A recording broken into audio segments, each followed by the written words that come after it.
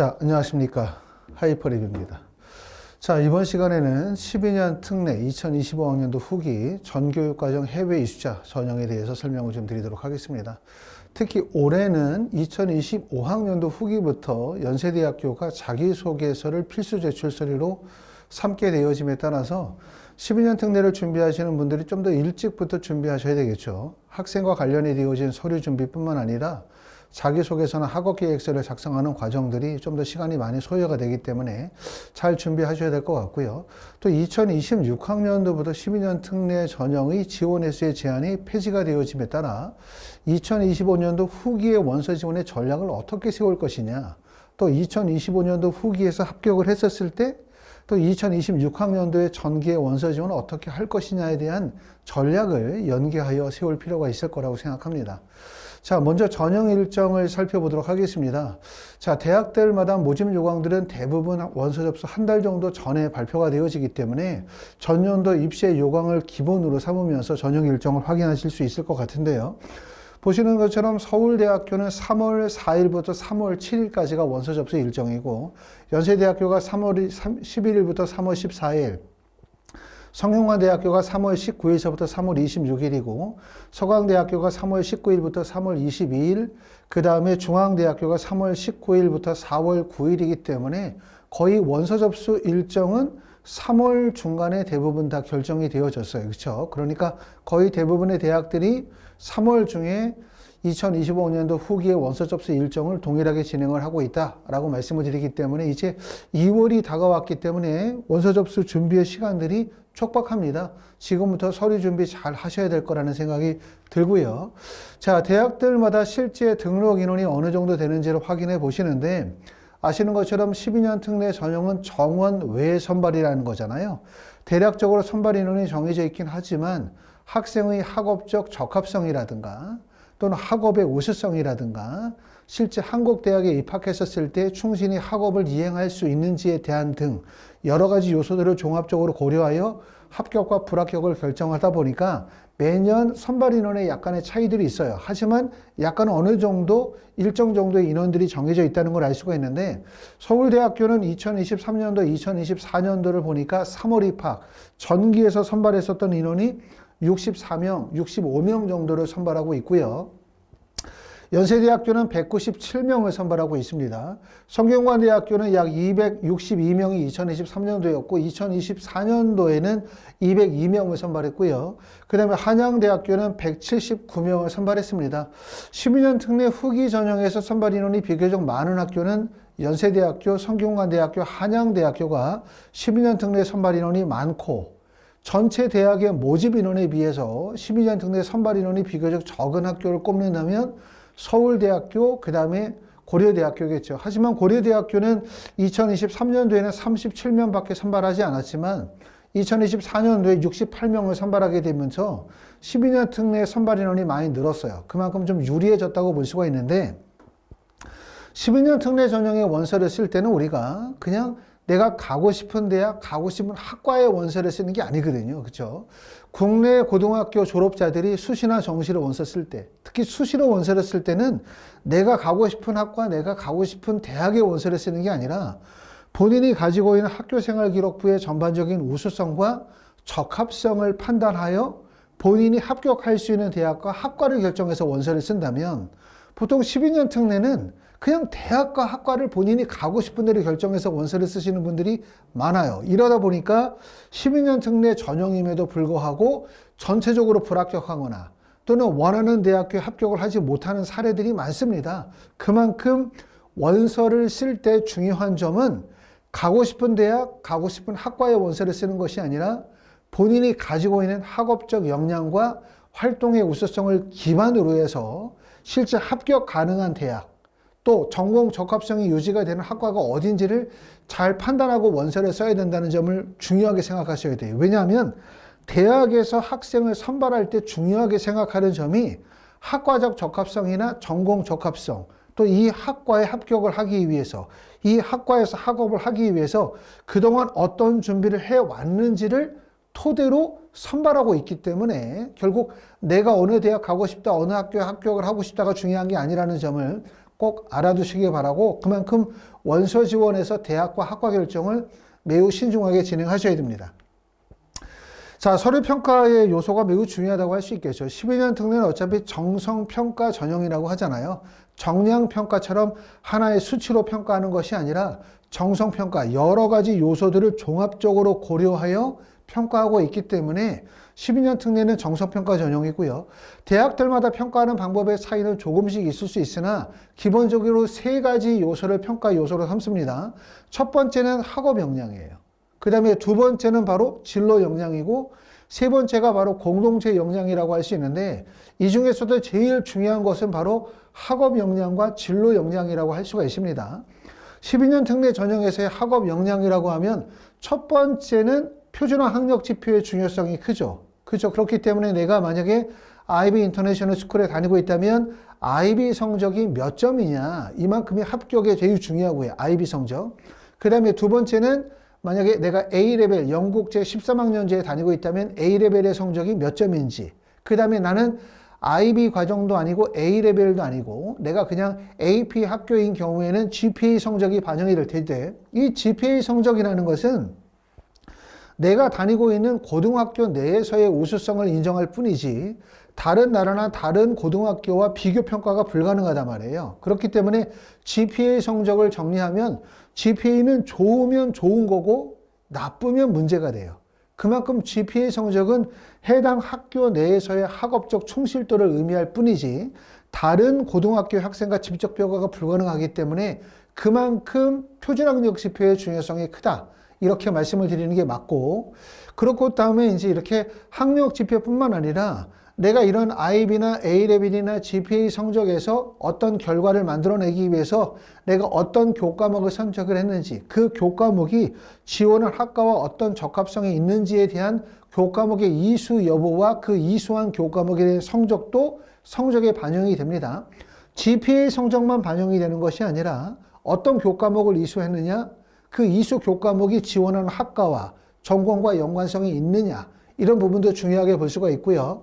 그 다음에 SAT나 AP나 ACT 같은 표준화 학력 지표도 중요한 지표가 돼요. 더군다나 여러 나라에서 다양한 고등학교 유형의 학생들이 국내 대학의 원서를 쓰다 보니까 결국 GPA 성적만으로는 합부를 결정하기가 어렵죠. 이렇기 때문에 표준화 학력 지표라고 할 수 있는 IB나 A레벨이나 SAT나 ACT나 AP 같은 이런 학력 지표의 중요성이 크다고 할 수 있고요.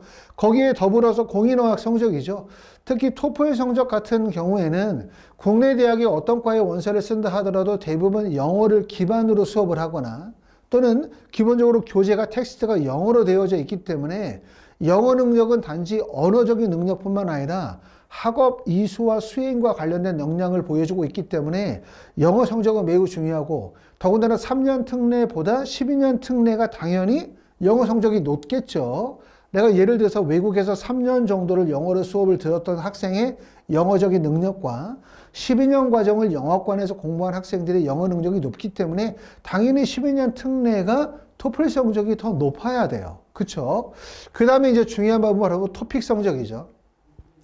토픽 성적은 물론 12년 특례의 모든 대학에서 토픽 성적을 요구하는 건 아니죠. 대부분 의학계열, 의대나 치대나 약대 같은 경우들은 토픽 성적을 요구하는 대학들이 많지만 일반 대학들은 토픽 성적을 필수로 삼는 학교들도 있고 필수로 삼지 않는 학교들도 있지만 토픽이라는 거는 한국어 구사 능력이고 여러분들이 한국의 대학에 입학을 한다면 첫 번째는 수업을 한국어로 진행하는 수업이 있다면 한국어 능력이 입증되어야 하는 거고요.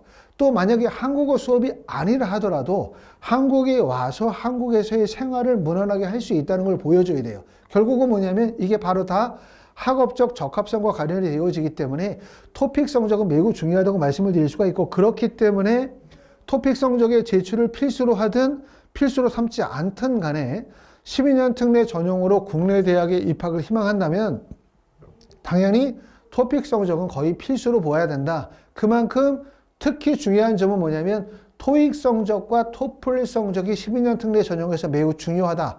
이렇게 말씀을 드릴 수가 있고요. 그 다음에 특히 올해 되게 중요한 점이 바로 뭐냐면 자기소개서죠. 자기소개서라고 하는 것이 이제 폐지가 되어졌다가 2024년도에 전체적으로 다 폐지가 되어졌다가 자기소개서가 부활이 되어지는 이유가 있거든요. 부활이 되어진다는 얘기는 그만큼 자기소개서가 12년 특례에서 학생들을 평가할 때, 합격과 불합격을 평가할 때 자기소개서가 매우 중요하다는 얘기예요. 그렇기 때문에 대학에서 이걸 강조하고 있는 거고, 그럼 자소서에서 강조하고 있는 부분은 뭐냐 하면 과정이고 노력이고 그리고 어떤 노력을 통했느냐 이걸 보는 거고, 그 과정과 노력을 통해서 지원 학과와의 학업적 적합성이나 발전 가능성을 평가한다는 얘기이기 때문에 그만큼 자기소개서의 역량과 자기소개서의 중요성은 매우 커요. 그렇죠? 실제 자소서가 합격과 불합격에서 끼치는 영향이 매우 큽니다. 그렇기 때문에 내가 학력 지표가 다소 부족하다고 생각하시는 분들 입장에서 볼 때는 자소서를 어떻게 구성하느냐, 어떻게 글을 쓰느냐는 부분이 결국 본인의 합격에 매우 중요하다는 점을 꼭 알아두시고 신중하게 접근하셔야 되겠다는 생각이 들고요. 그 다음에 기타 활동 증빙 목록표니까 자기소개서가 없었을 때는 기타 활동 증빙 목록표만을 작성해야겠지만 자기소개서 제출이 되어지는 서울대학교나 연세대 같은 경우들은 결국 자기소개서와 기타 활동 증빙 목록표를 잘 연계하여 글을 구성하실 필요가 있을 것 같습니다. 결국은 선행평가에서 제일 중요한 거는 학업 역량과 진로 역량이고 특히 진로 역량에서 자기소개서의 영향력은 매우 크기 때문에 신중하게 접근하셔야 된다. 이렇게 말씀을 드리고 자기소개서 작성법은 이전에 영상을 통해서 올려드렸기 때문에 다시 한번 참고하시기를 바라겠습니다. 자, 전체적으로 학업 역량은 어떤 의미이냐, 어느 정도의 학업 역량이 되어야 12년 특례 전형에서 서울대나 연세대, 고려대 정도를 합격할 수 있을까? 이 점에 대해서 한번 대략적으로 설명을 좀 드려보면, 자, 첫 번째는 IB 디플로마를 보시게 될 텐데, 우리가 2024학년도 IB 성적이 발표가 됐어요. 2024년도. 보면 2024년도 IB 성적에서 40점에서 45점대를 맞은 학생들의 비율이 8.9%이기 때문에 2023년도와 동일하죠. 그 다음에 35점에서 39점을 맞추는 학생의 비율이 19.6%, 전년도는 19.8%이기 때문에 코로나 시대에 전체적으로 IB의 난이도가 하락하면서 전체적으로 40점에서 45점, 35에서 39점대 학생들이 급격히 증가한 거에 비해서 2023년도, 2024년도로 가면서 IB 성적의 난이도가 높아지고 변별력이 그만큼 커졌다. 이렇게 말씀을 드리고 또 실제 IB 성적에 참여한 학생들도 전년도와 거의 동일하기 때문에 2023년도와 2024년도에 IB 디플로마의 결과는 거의 동일하다고 보실 수가 있고요. 이런 경우에 대략적으로 우리가 연세대, 고려대 이상의 대학의 원서를 쓰려고 한다면 적어도 IB 성적으로는 약 40점 정도 성적이 되어야 한다. 이렇게 보실 수가 있는데 물론 이제 아직 졸업을 하지 않으신 분들 입장에서 볼 때는 IB 파이널 성적은 없겠죠. 그렇죠? 현재는 다 뭐만이냐 하면 프리딕트 성적만 가질 수 있는 것이기 때문에 일부 대학 같은 경우는 이제 컨디션 오퍼로 합격을 하시고 이후에 IB 성적을 제출하시게 될 거라고 생각이 됩니다. 자, SAT 성적은 대략적으로 몇 점 정도 되어야 되냐? SAT 성적은 상위권 대학의 원서를 쓰시는 분들은 IB 학교라 하더라도 SAT 성적을 갖추는 경우들이 많아요. 그만큼 SAT는 IB 학교이든 A레벨의 학교이든 또는 일반 로컬이든 간에 SAT 성적을 갖추는 것이 상위권 대학의 필수적인 요소라고도 말씀을 드릴 수가 있는데 대략적으로 한 1500점 정도 이상이라고 한다면 또 성적을 좀 낮게 잡으면 적어도 1450, 1480 이상의 성적은 되어야 제출의 의미가 있다고 볼 수가 있고 1400점 이하가 된다면 성적이 높지 않죠. 그렇죠? 제출의 여부에 대해서 고민하실 필요가 있을 것 같고 ACT 같은 경우는 대략적으로 한 34점, 33점 이상의 성적이란다면 어느 정도 성적의 의미를 갖출 수가 있습니다. 자, AP 같은 경우도 많이 선택을 하시는데 AP의 장점은 그 과목 선택을 통해서 지원 학과와 관련된 뚜렷한 적합성을 보여줄 수 있다는 점이에요. 학교가 만약에 내가 IB 학교나 아니면은 SAT 학교가 아니라 AP 학교라고 한다면 많은 학생들이 AP를 많은 과목들을 수강을 하죠.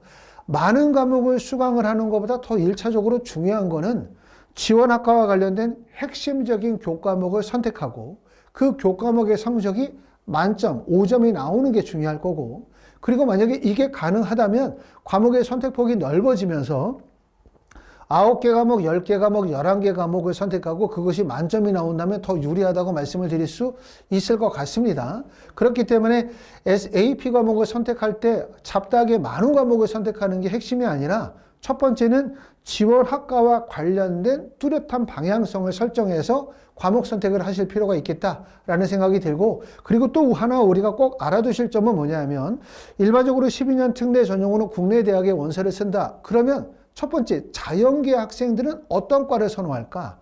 그럼 자연계 학생들은 첫 번째는 상위권 학생들은 대부분 다 의대를 선호하겠죠. 의대나 약대. 대부분 다. 의대나 약대를 선택하면 대부분 다 바이오나 케미스트리를 선택할 가능성이 높을 거고, 그 다음 선택이 뭐가 되냐면 컴퓨터나 아니면 뭐 기계공학과나 전기전자 쪽으로 선택하는 가능성이 높은데, 특히 우리가 해외에서 고등학교를 졸업하고 국내 대학 원서를 쓰시는 학생들의 선택 과목들이 대부분 다 바이오와 케미스트리에 집중되는 경향성이 많아요. 그만큼 컴퓨터나 전기전자 쪽으로의 선호도가 떨어진다는 얘기죠. 국내 대학 같은 경우는 대부분의 학생들이 의학 계열을 선호하는 학생들도 있지만, 이렇게 전자나 컴퓨터 쪽을 선호하는 학생들이 50대 50 정도로 양분되어진다라고 하면 12년 특례 전형의 국내 원서 쓰는 IB나 A레벨의 학생들의 거의 대부분의 70%는 바이오나 케미스트리 선택하는 경우들이 많기 때문에 그만큼 그쪽으로 학생들이 많이 몰리고 경쟁률이 많이 몰려요. 그렇기 때문에 상대적으로 전기전자라든가 컴퓨터공학처럼 피직스를 필요로 하는 과목들의 경쟁률이 다운된다는 점도 꼭 알아두실 필요가 있고, 인문계열은 대부분의 학생들이 어디로 몰리냐? 경영으로 몰리는 경우들이 상당히 많죠. 그렇기 때문에 우리가 이렇게 AP 과목을 선택할 때나 다른 과목을 선택할 때 학교에서의 어떤 활동들을 선택하게 될 때 많은 학생들이 과밀되어지는 지점의 학과보다는 좀 더 경쟁률이 낮고 본인의 적성과 취미에 잘 맞을 수 있는 학과를 일찍부터 선택하셔가지고 거기에 맞게 진로 활동을 하는 게 매우 유리하겠다라는 말씀을 드리고 싶습니다. 자, 공인어학 성적은 특히 중요하다고 말씀을 드렸어요. 특히 이 중에서도 토플 성적은 매우 중요한데, 토플이라는 게 단지 영어 활용 능력만을 보여주는 것이 아니라 대학에 입학하고 난 다음에 대부분의 수업들이 영어를 기반으로 한 교재라든가 영어 수업을 통해서 이루어지기 때문에 영어 능력이 곧 학업 능력이고, 영어 능력이 곧 결국은 대학에서의 어떤 적응 또는 적합성을 보여주는 지표라고 볼 수가 있기 때문에 공인어학 성적은 매우 중요하고, 더군다나 3년 특례보다 12년 특례에서 요구하는 공인어학 성적이 일반적으로 더 높다고 볼 수 있겠죠. 그렇기 때문에 토플, 그 다음에 토픽 성적은 12년 특례에 어떤 과의 원서를 쓴다 하더라도 필수적인 요소라고 말씀을 드릴 수가 있을 것 같습니다. 자, 그 다음에 이제 마지막으로 자기소개서 작성법에 대해서 좀 설명을 드리는데, 자기소개서를 잘 이해를 못 하시는 분들이 계세요. 마치 자기소개서를 말 그대로 나 자신을 누군가에게 소개한다라는 취지로 생각하시는 경우들이 있는데, 이거 아닙니다. 자기소개서는 뭐라고 보셔야 되냐면 대학에 제출하는 매우 중요한 서류예요. 서류. 대학에 제출하는 서류고, 이 대학에서 이 자기소개서를 통해서 이 학생이 가지고 있는 학업, 활동, 학업적 적합성 여러 가지 요소들을 종합적으로 고려해서 평가하고 있기 때문에 자기소개서를 잘 써야 된다는 얘기인데, 학생들이 많이 놓치는 부분들은 뭐냐면 한국의 대학에서 요구하는 자기소개서가 무엇을 묻고 하는지를 잘 놓치는 경우들이 많고, 그냥 본인의 생각과 느낌으로 글을 쓰려고 하는 경우들이 참 많아요. 그렇기 때문에 꼭 말씀을 드리면 자기소개서는 내 생각과 경험을 적는 거, 나를 소개하는 게 아니라 대학의 중요한, 합격에 중요한 제출 서류라는 점을 꼭 알아두시고, 한국 대학에서 요구하는 자기소개서의 어떤 요구사항이 뭔지를 정확하게 알고 작성하는 게 중요하다고 생각합니다. 자, 자기소개서 작성할 때 우리가 몇 가지 좀 놓치지 말아야 되는 사항에 대해 좀 설명을 드리고요. 말씀을 드리면 첫 번째는 자기소개서 작성할 때 첫 번째 가장 중요한 건 뭐냐면 문항에서 요구하는 문항의 질문 내용의 핵심이 무엇인지를 정확하게 알고 문항의 질문 내용에 맞춰서 글을 써야 되겠죠.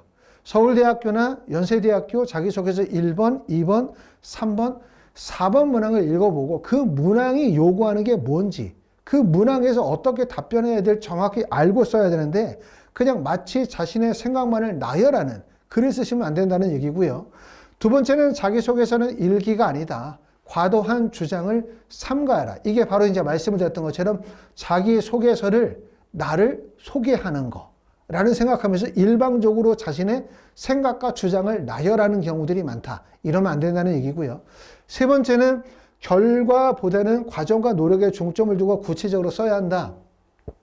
자기소개서의 핵심은 바로 뭐냐면 결과나 성취를 확인하려고 하는 게 아니거든요. 결과나 성취는 여러분들이 제출하게 되는 학력 지표라든가 기타 활동 증빙 목록표에 다 나와 있어요. 결국은 자소서에서 요구하는 건 과정과 노력을 보려고 하는 거기 때문에 과정과 노력을 어떻게 보여주느냐 이게 매우 중요하고요. 그 다음에 네 번째는 대학의 입학 전화 학과 소개나 커리큘럼을 참고해서 글을 쓰면 안 된다.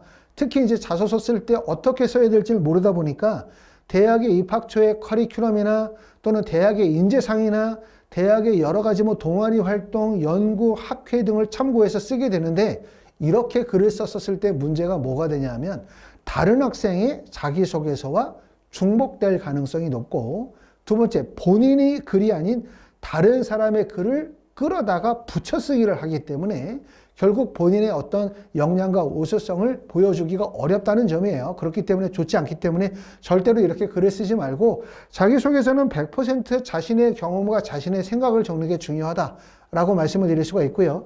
그 다음에 여섯 번째는 부모님의 직업이나 직장에 관한 이야기라든가 또는 부모님의 가르침이나 가정 환경에 대해서 언급하는 거 좋지 않습니다. 자기소개서 기재 금지 사항이기도 하지만 이렇게 글을 쓰게 되면 학생의 독립성이 떨어져 보이기 때문에 좋지 않고요. 그 다음에 일곱 번째는 자신의 약점을 피하지 말고 그 다음에 장점만을 자랑하려 하지 말라. 특히 자소서를 쓰다 보면 자꾸 이렇게 임팩트 있는 글이라든가 저는 뭘 잘해요. 전 뭘 했어요. 라는 걸 강조하려고 하다 보면은 자꾸 자기 자랑을 늘어놓거나 성취 결과를 강조하려고 하는 경우들이 많아요. 이러다 보면 본인의 약점, 내가 성적이 안 좋으면 성적이 안 좋다는 걸 좀 피하면서 강점을 강조하려고 한다든가 활동이 없으면 활동을 좀 더 축소시키고 학업적 우수성을 강조하려고 한다든가 이렇게 보면은 장점 중심으로 글을 쓰는데 이것도 좋지 않고 이렇게 쓰게 되면 일본 문항에서 얘기했었던 거 문항의 질문사항에 적절하게 글을 못 쓰는 경우들이 많기 때문에 이러시면 안 된다고 말씀을 드릴 수가 있겠죠. 자, 특히 이제 12년 특례와 관련에 되어서 자격 조건에 문제가 되시는 분들이 계세요. 12년 특례의 자격 조건은 대부분 초등학교 과정에서 생기거든요. 그렇죠? 전교육 과정 해외 이수자이기 때문에 12학년 24학기를 외국에서 전체 다 이수했느냐와 관련된 부분에서 문제가 발생이 될 수 있는 경우이기 때문에 만약에 12년 특례의 자격에 다소라도 문제점이 있다면 사유서를 작성하고 사유서에 대한 증빙 서류를 잘 준비해 가지고 자격 조건에 문제가 없도록 하는 게 매우 중요합니다. 자, 저희 하이프랩에서는 12년 특례와 관련에 대해서 입시 컨설팅이나 자기소개서 첨삭 과정이나 원서 접수 대행 서비스, 그 다음에 의학 계열에 대한 면접 수업들이 진행이 되고 있습니다. 궁금한 사항은 아래로 카톡이나 위챗 또는 전화 주시면 자세히 안내해 드리도록 하겠습니다. 잘 준비하셔가지고 원하는 대학에 꼭 합격하실 수 있기를 바라겠습니다. 감사합니다.